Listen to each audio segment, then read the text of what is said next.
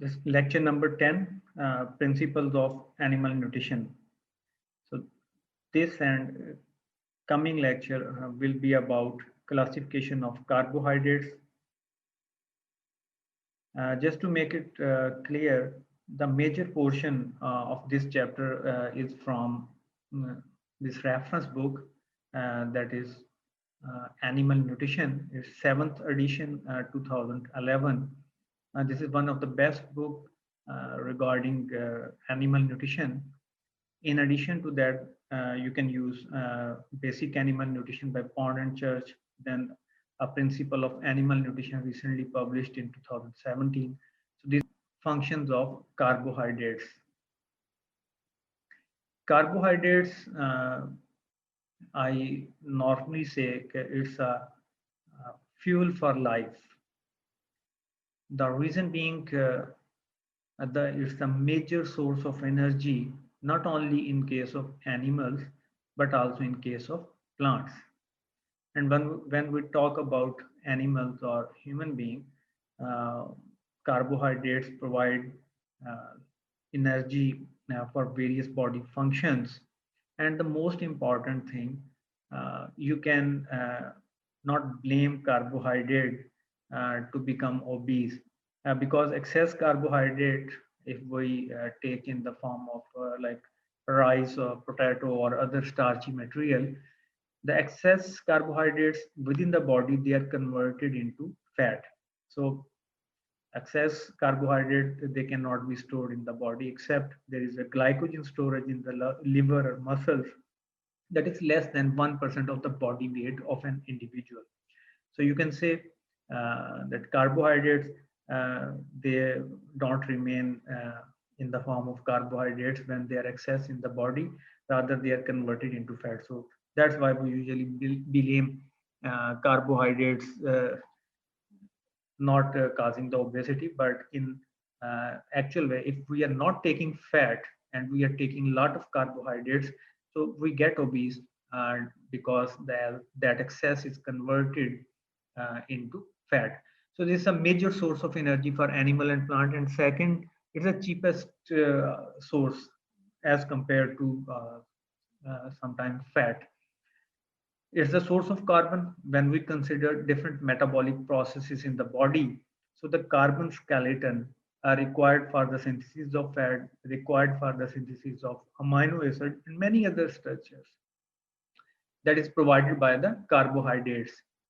The third is the storage form of energy, particularly in case of plant, because usually plant or their seed, they have oil as form of energy, but the majority of the portion is taken up by the uh, carbohydrates. So it's a storage form of energy. It also help in the synthesis of tissues because ribose, if you look at the structure of genetic material, DNA and RNA both contain this ribose, deoxyribonucleic acid, ribose nucleic acid. So that help in tissue synthesis. Then they are the structural element. Structural element, the plant cell membrane is made up of this.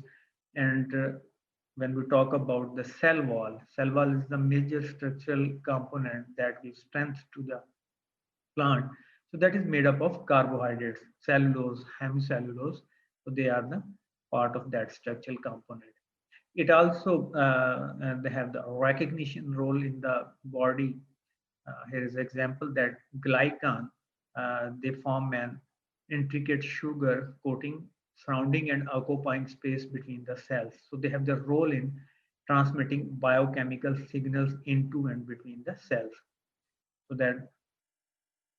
that's the role of the carbohydrate. So in a simplest way, you can say carbohydrates, they are the major form of energy as well as the storage form of energy. And they are the major provider of carbon skeleton and structure for the tissue synthesis. So how we can define carbohydrate? In old times, carbohydrates, they are considered as the compound which contain carbon, hydrogen, and oxygen. where hydrogen and oxygen is present or in the same ratio as in case of water. But only some simple monosaccharides, they obey this formula or obey this rule. There is a carbohydrate that's a deoxyribose. It do not follow this formula. If you look at this formula, the deoxyribose contain 5 carbon, 10 hydrogen, but oxygen is one less than the actual ratio. So deoxyribose do not obey or do not follow this formula. So keeping in view this and also many other polysaccharides, we define carbohydrates. These are the polyhydroxy, aldehyde or ketone, alcohol, acids, their derivatives, or a larger molecule which can be hydrolyzed to a polyhydroxy aldehyde or ketone. Carbohydrates and the carbon number, the minimum number of carbon, they are usually 3. They are 3 or more than 3. So the minimum number is 3. Simplest carbohydrate, as I have mentioned, the simplest carbohydrate or the minimum number of carbon items, they are 3. So the uh, carbohydrate having 3 carbon items, they are known as triose. So on the basis of number of carbon items, we can name them triose. If there are 4 carbon items, we say they are tetrose. And then on the basis of this functional group, it contains CHO group at the terminal carbon atom. So this is a type of aldehyde. So it is an aldo sugar. We can name it as aldotriose. And technically it is glyceraldehyde. This is the same. This is another type of carbohydrate with 3 carbon atoms. But here you can see there is a keto group that is present at second carbon atom. So it's a keto sugar or ketose. Due to 3 number of carbon atom, it's a triose. And due to the presence of this keto group, we say it's a ketotriose. And its technical name is dihydroxyacetone. So this compound is present or are produced during metabolic processes and it's named as dihydroxyacetone. So in carbohydrates, like other compound, they have the stereochemistry and we name them as D or L type of carbohydrates. So how we can define this dextrorotatory or levorotatory type of compounds, how we can name them. So that is based on the presence of a chiral carbon. Chiral carbon, we define it a carbon that contain 4 different type of molecules or its all valencies. They are occupied by a different type of atoms or molecules. So chiral molecules have the same relationship to each other that your left or right hand have when reflected in a mirror. Any carbon atom which is connected to 4 different groups will be called as chiral carbon. And it will have 2 non-superimposable mirror images. It is a chiral carbon or a center of chirality. So carbon atom, which is connected to 4 different groups, will be known as chiral. If any of the 2 groups on the carbon are the same, the carbon atom cannot be chiral. So if you look at the structure, here this carbon atom is connected to 4 different types of groups. One is hydrogen, one is hydroxyl group, then CH2OH, then CHO group. So you can say that this is a type of chiral carbon atom. So this is a chiral carbon. Another rule: when a molecule has more than 1 chiral carbon atoms, there are structures where there are more than 1 type of chiral carbons. So each carbon can possibly be arranged in either the right hand or left hand form. Thus, if there are n chiral carbons, there are 2 n possible stereoisomers. So you can calculate, like in case of this cholesterol, there is a stereoisomers calculation. Uh, Now come back to the type of the simplest sugars, erythros and threos that contain 4 carbons. Here you see this carbon atom is connected with 4 different type of groups: hydrogen, hydroxyl, and then CHO. And if you look at this carbon atom, this is on one side it is connected CH2OH, then OH, then H, and this is CHOH. It means it is again a type of chiral carbon. So the D or L configuration, we can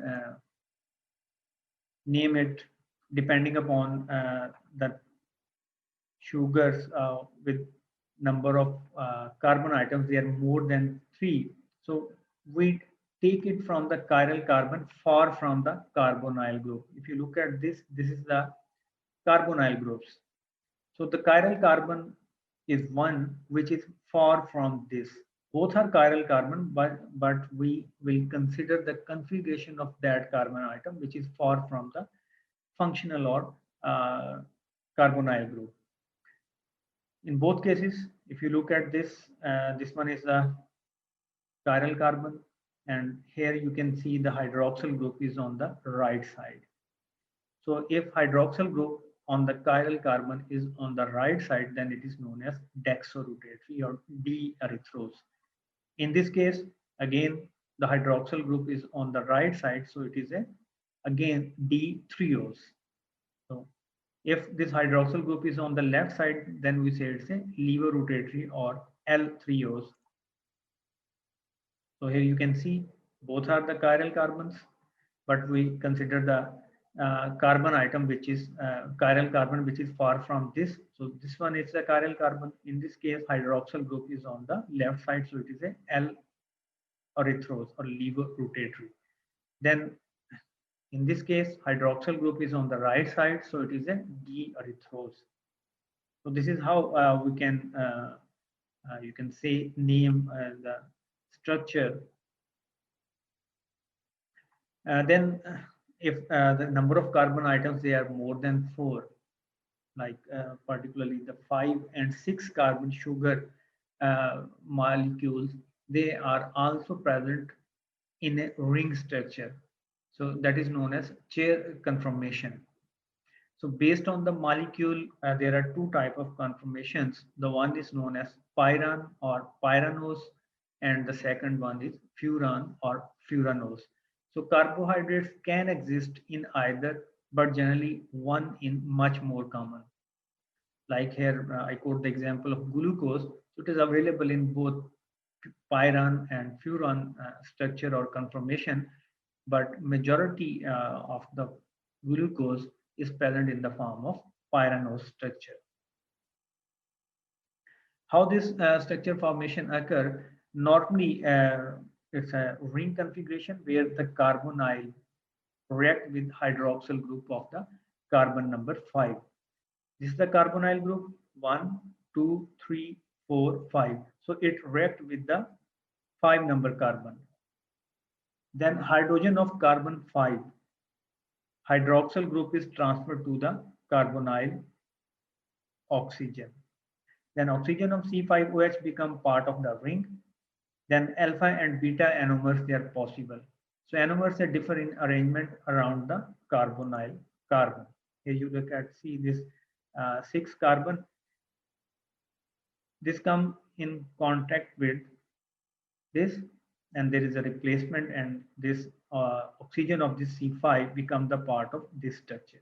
Then it become like this, and then their hydroxyl group they get arranged, and the position of this hydroxyl group will give it a either alpha or beta anomers. So this is an example of glucose linear structure. So it is converted into pyranose, that is alpha D pyranose. Why it is D? Because hydroxyl group is present on the right side.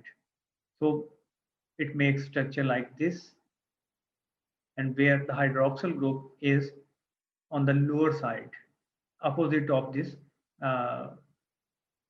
carbonyl group. So this is known as Haber projection, where alpha D anomers or beta D anomers they are formed. So in this case here, you can see the hydroxyl position is on the upper side. So look at this. In case of this furanose structure, this one are the these two are the pyranose and these two are the furanose type of structures. So here the hydroxyl group is on the lower side, so it's a alpha anomer. Here it is on the upper side, it is a beta anomers. So this type of configuration will give alpha and beta anomers. Just simply about the glucose, the CH2OH group and hydroxyl group, they are on the same direction. So that is known as beta anomers. Where they are on the opposite direction, they are known as the alpha anomers. So if you look at this, they are on the same direction, they are the beta. They are on the opposite, they are alpha. So if they are the CH2OH and hydroxyl group is on the opposite side, they are the alpha anomers. Classification of carbohydrates. Carbohydrates, they are classified into two major categories. One is known as sugars and the other one is known as non-sugars. Sugars are mainly mono and oligosaccharides, while these non-sugars, they are polysaccharides and complex carbohydrates. These are the two major classes of carbohydrates. So under the sugar, depending on the number of carbon items, we can classify into monosaccharides and oligosaccharides. Monosaccharides, they contain carbon up to 7 numbers. So if the carbon numbers, they are up to 7, minimum, I have already mentioned there are 3 carbon items. So the carbon between 3 to 7 numbers, that type of stuff is known as monosaccharide. The number of monosaccharides, they are more than 1, they are known as disaccharides. If there are 3 monosaccharide units, they are known as trisaccharides. So those type of carbohydrates are known as oligosaccharides, where the number of monosaccharide units, they are between 2 to 9. So they are more than 9, then we say they are the polysaccharides. So they contain many sugar residues. In some books or in some literature, you will have some little difference in the classification, or might be in some old books. They have considered the carbohydrate, particularly the structural carbohydrates, which here we define that as a non-sugar molecules. But in some books, instead of having this non-sugar, there is a term of structural and non-structural carbohydrates. Non-structural carbohydrates, they usually considered which are non-fibrous carbohydrates, like it contains sugar, starch, glycogen, pectins, or fructans. Whereas those type of carbohydrates which make a part of the cell wall, they are the component of the cell wall and they contain cellulose, hemicellulose, and lignin, which is not a carbohydrate, rather this lignin is linked with cellulose and hemicellulose. So in some books or research papers, you may have this term structural and non-structural carbohydrates. Structural carbohydrate usually refers to the fibrous portion of the carbohydrate. And in some cases, you will come across the term non-fibrous carbohydrate. So that's a misnomer for a fraction that contains mainly also the pectin. In some prefer to use the term non-structural carbohydrate rather than non-fibrous carbohydrate. So the best way is to classify on the basis of sugar and non-sugar, or structural or non-structural carbohydrates. So this is what is available or given this classification in McDonald book. There are sugars, and under the sugars we have discussed that there are two main classes, monosaccharides and oligosaccharides. Monosaccharides, on the basis of number of carbon atom, we classify as triose, where the number of carbon atoms are 3, then 4 tetrose, 5 carbon pentose, then hexose, then heptose.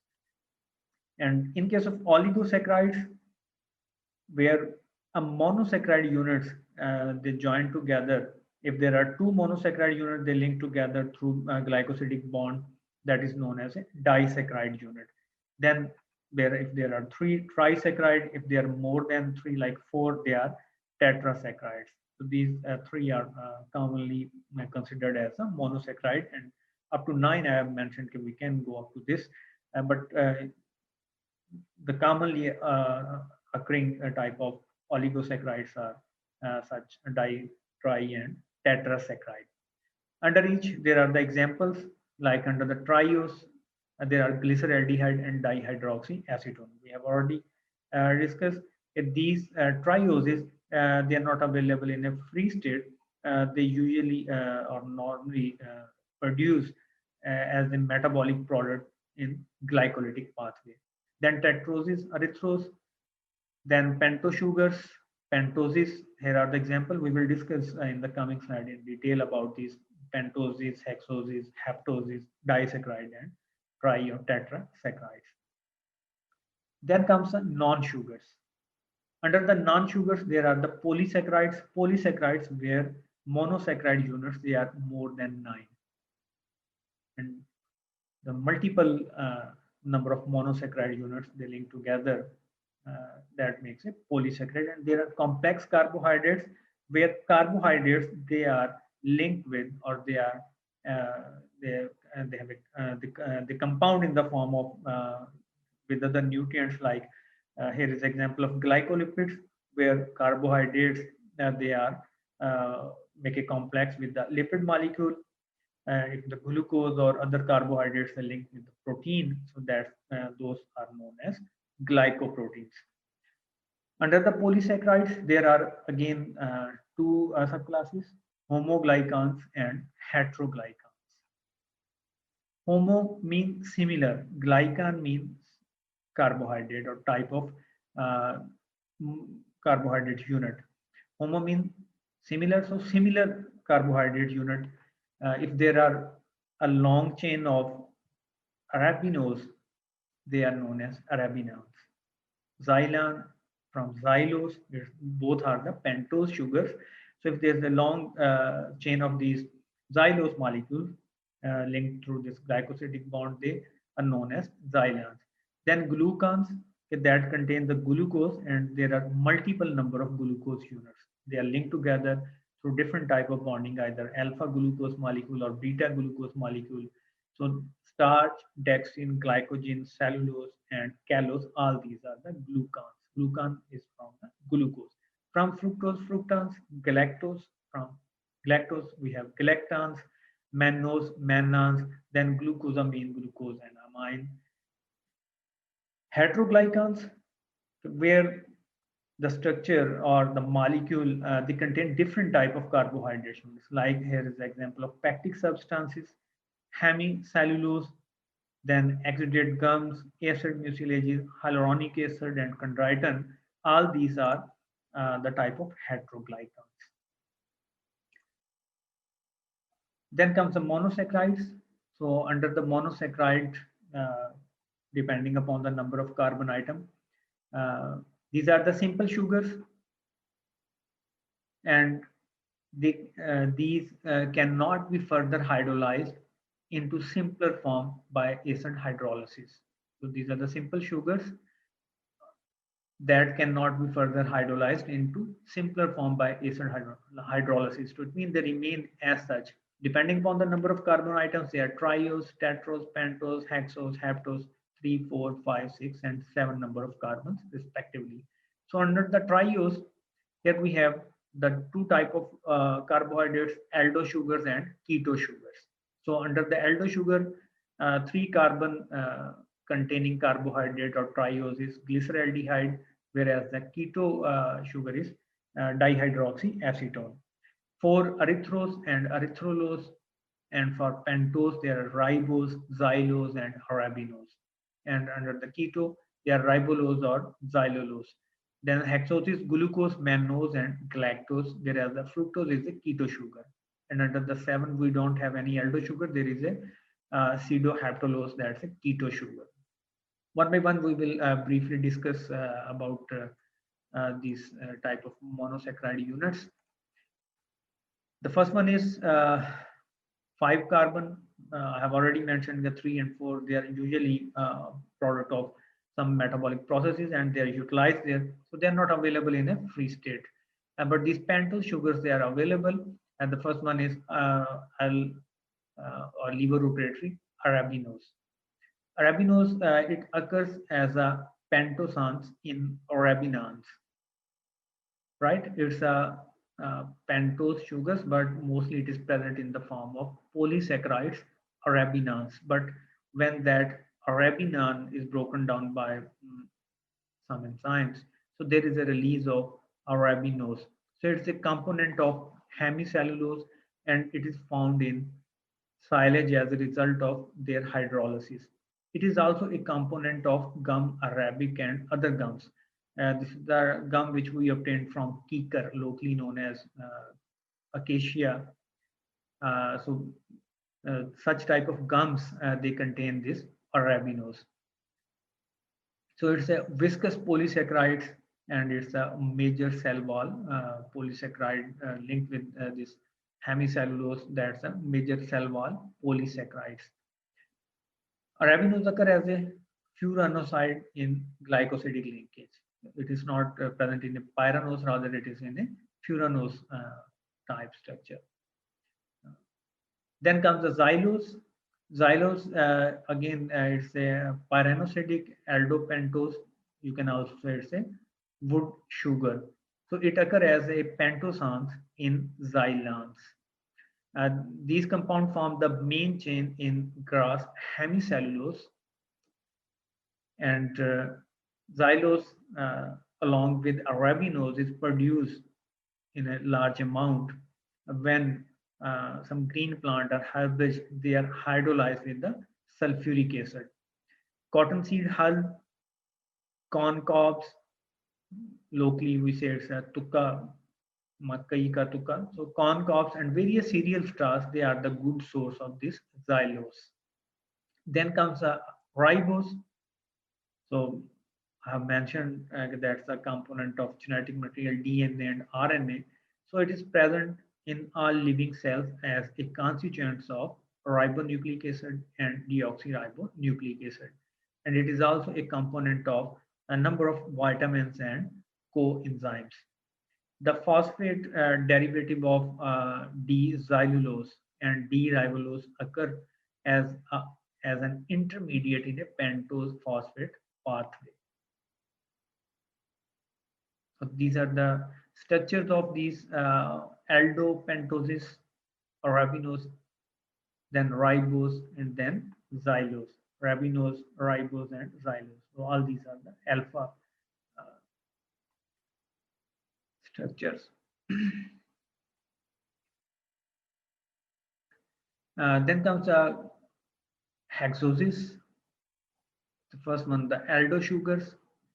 Glucose and fructose are the most important naturally occurring hexose sugars, while mannose and galactose they occur in plant in a polymerized form as mannans and galactans.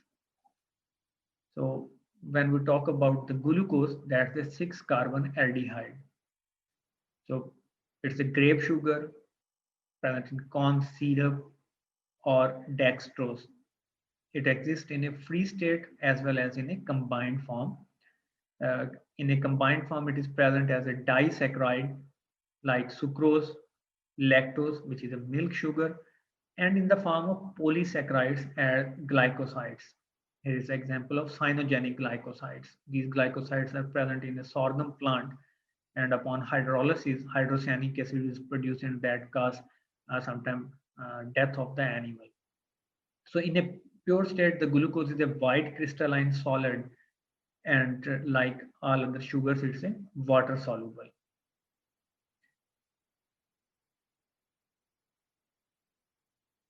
Then comes the just going before. These are the structure: alpha D glucose molecules and beta D glucose molecules. So you can differentiate between these hexos, alpha and D, alpha and beta anomers. Then comes mannose. Mannose, it's a component of polysaccharides and may be recovered after acid hydrolysis. It's a component of glycoprotein present in case of yeast and bacteria. So mannose does not occur free in nature. So it is normally exist in polymerized form as mannans and also as a component of glycoproteins. So they are widely distributed in yeast and bacteria. Then comes the galactose. Galactose again does not occur free in nature.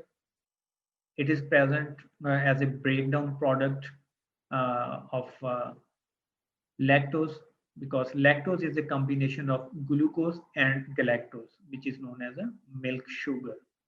Through lactase enzyme, when caused hydrolysis of lactose, there is a production of glucose and galactose.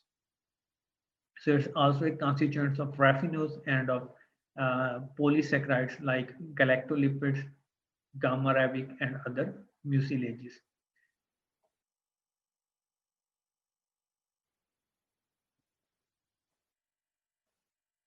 So next is the last of these hexose sugar is a keto sugar. That's a D-fructose. It's a keto sugar and normally it is found in a furanose form.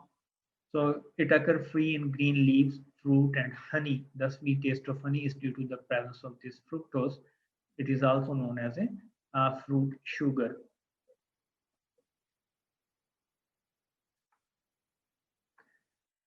It also occur in the form of a disaccharide, that is a sucrose, and in fructans.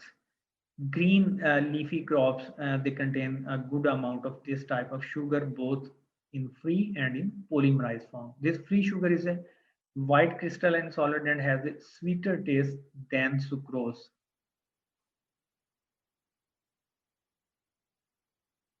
The exceptionally sweet taste of honey is due to the presence of this sugar.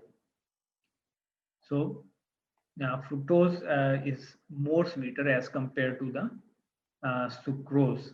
Sucrose, which is a combination of glucose plus fructose. So upon hydrolysis of sucrose through sucrase enzyme, you get glucose and fructose. But this fructose is it has greater solubility than does the sucrose, and it gives 5% more sugar and is sweeter than sucrose. So this is all about hexose sugars.